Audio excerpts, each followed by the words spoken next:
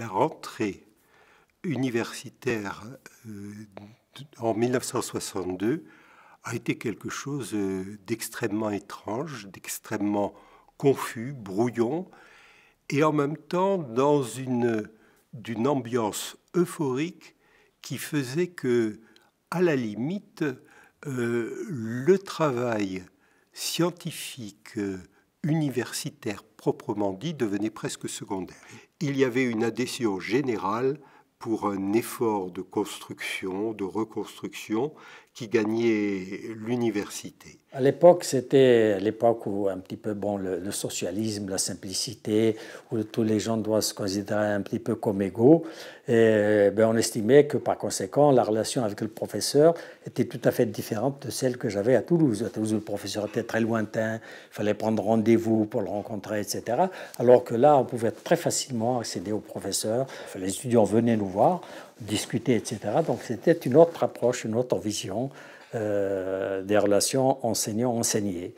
Il y avait quelques étudiants français, certains qui étaient en fait des enfants, disons, de pieds noirs qui étaient restés à Alger. Sinon, d'autres garçons qui sont venus de France. Je ne sais pas pourquoi, ils ont eu envie de venir en Algérie, faire leurs études en Algérie.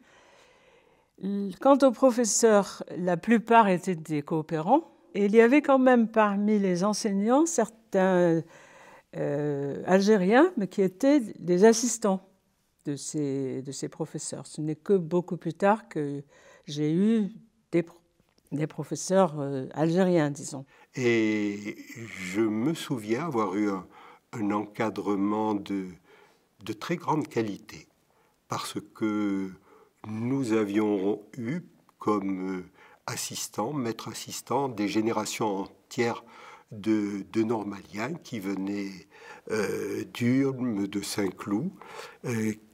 L'enseignement avait un caractère beaucoup moins académique, avec évidemment, disons, des engagements idéologiques beaucoup plus affichés, beaucoup plus affirmés, mais également des enseignants très jeunes et qui étaient porteurs, disons, des derniers éléments de la recherche et de la réflexion intellectuelle à Paris.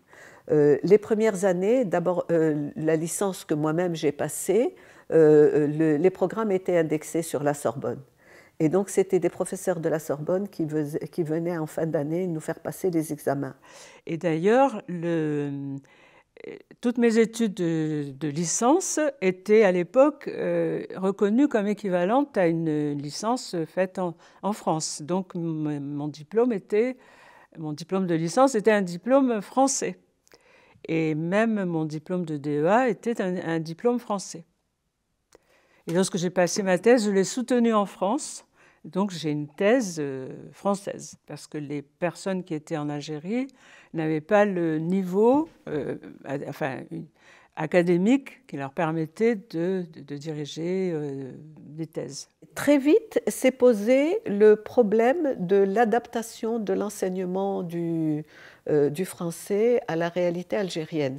Et puis petit à petit, il y a eu le mouvement d'algérianisation des cadres et d'algérianisation des programmes.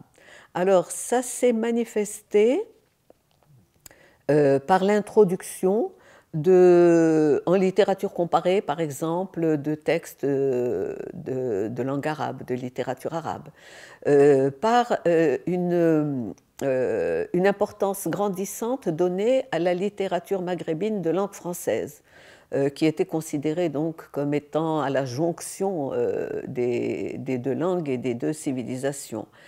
Donc il y a eu des aménagements, disons, de cet ordre, mais il y a eu surtout une réflexion sur la portée de l'enseignement du français en Algérie.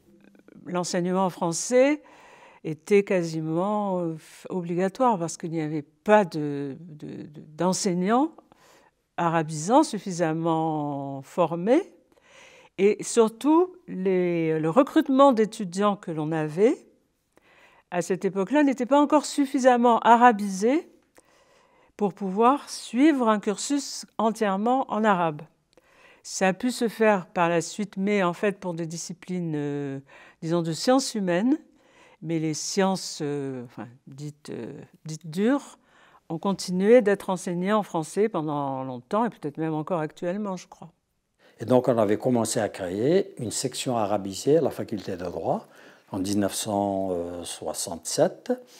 Et lorsque je suis devenu doyen de la faculté de droit, on avait déjà eu un important nombre d'étudiants en langue arabe pour avoir une section un peu autonome, une section arabophone, à côté de la section francophone, qui elle était évidemment très majoritaire à l'époque.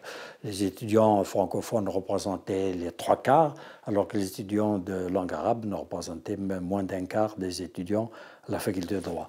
Mais petit à petit, ça va se renverser. Et à la fin des années 70, la section arabophone est devenue dominante. Et puis au début des années 80, on a fini par décréter qu'il n'y aura d'enseignement en droit qu'en arabe. Et donc, c'est la disparition de la section francophone.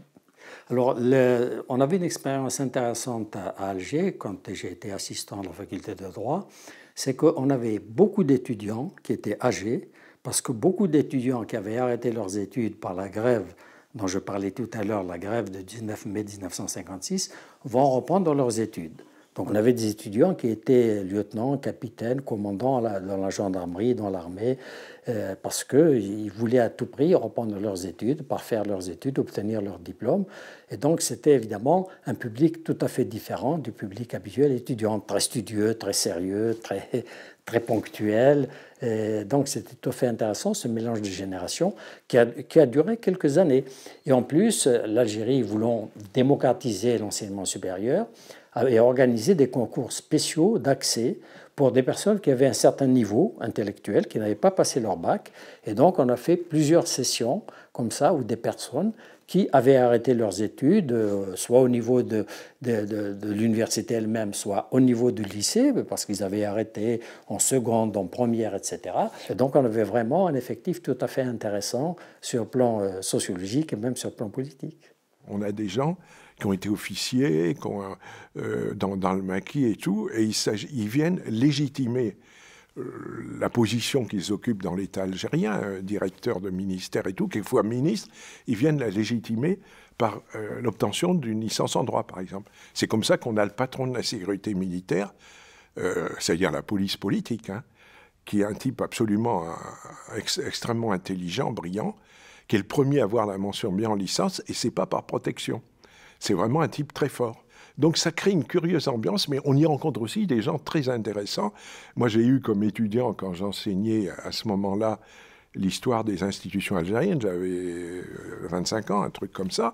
Bon, j'avais comme étudiant un type qui avait été le fondateur des syndicats, qui avait été ministre et tout, Abdenour Ali Yahya.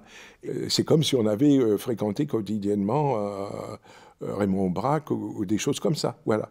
Et c'était quand même, moi je disais, je me sentais vraiment con, pour reprendre l'expression, d'enseigner l'histoire d'Algérie à 25 ans à un type qui l'avait faite. L'université était désormais algérienne. Et donc, il y a eu à ce moment-là des années très heureuses, très heureusement partagées par les étudiants algériens et français, avec une forme d'enthousiasme qui donnait à penser que de nouveaux rapports étaient en train de se construire et qu'il y allait avoir là une société qu'on pourrait appeler multiculturelle, parce que le terme n'existait pas du tout à l'époque. Mais enfin, et je crois que surtout il y avait le sentiment unanime d'une volonté de dépassement de cette année de guerre, et que les gens voulaient se tourner vers un avenir qui n'était pas vécu conflictuellement, mais que la politique officielle du FLN radicalisera bien au-delà de ce que pouvait vouloir la population algérienne.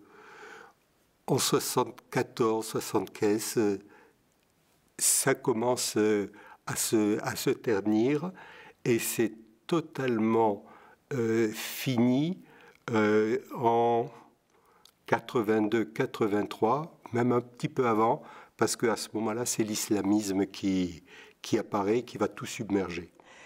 C'est qu'il a commencé à y avoir de plus en plus l'influence disons, de l'islam au niveau de l'université. Et les étudiants, disons, des mouvements islamistes déjà, réclamaient d'avoir une mosquée au sein de l'université. Et donc là où ça a été quelquefois gênant, c'est qu'il voulait nous empêcher d'organiser les examens. Et quand il y avait des examens pendant, disons, les heures de prière, quelquefois il voulait que les examens soient arrêtés pour que les étudiants puissent aller prier. Et on n'a jamais, enfin tant que j'y étais, on n'a jamais cédé. Donc nos étudiants, lorsqu'ils étaient en examen, faisaient leur examen jusqu'au bout. Mais à cette époque-là, il n'y avait pas beaucoup, disons, d'amateurs de la salle de prière. Après, je ne sais pas ce que c'est devenu, mais... Donc il y a une relation, une imbrication très étroite, très difficile à gérer au niveau des mémoires et tout, difficile à gérer au niveau linguistique, même si ça se détend. Donc ça crée des tensions énormes, et je crois que un des terreaux de l'islamisme, ça va être ça aussi. C'est-à-dire, moi je me souviens des premières affiches faites par des islamistes et qui dénoncent la position privilégiée des francophones. Et ils disent, nous, on n'est rien, etc. Et effectivement, à l'époque, une expression que m'avait dite un ami, il disait, un diplômé en arabe, c'est un shir sans provision. Enfin, il jouait sur le jeu de mots chèque et shir, c'est un chèque sans provision. Hein, voilà. Ça veut dire qu'il n'a pas d'espoir. Et même à la fac de droit, nos étudiants arabophones ont beaucoup de mal à récupérer des postes. Et quand ils en ont, c'est toujours des postes mineurs. Donc c'est sûr que la langue crée un clivage, continue à créer un clivage. Donc la question coloniale se poursuit, la question de la langue d'enseignement se poursuit entre arabisant et francisant.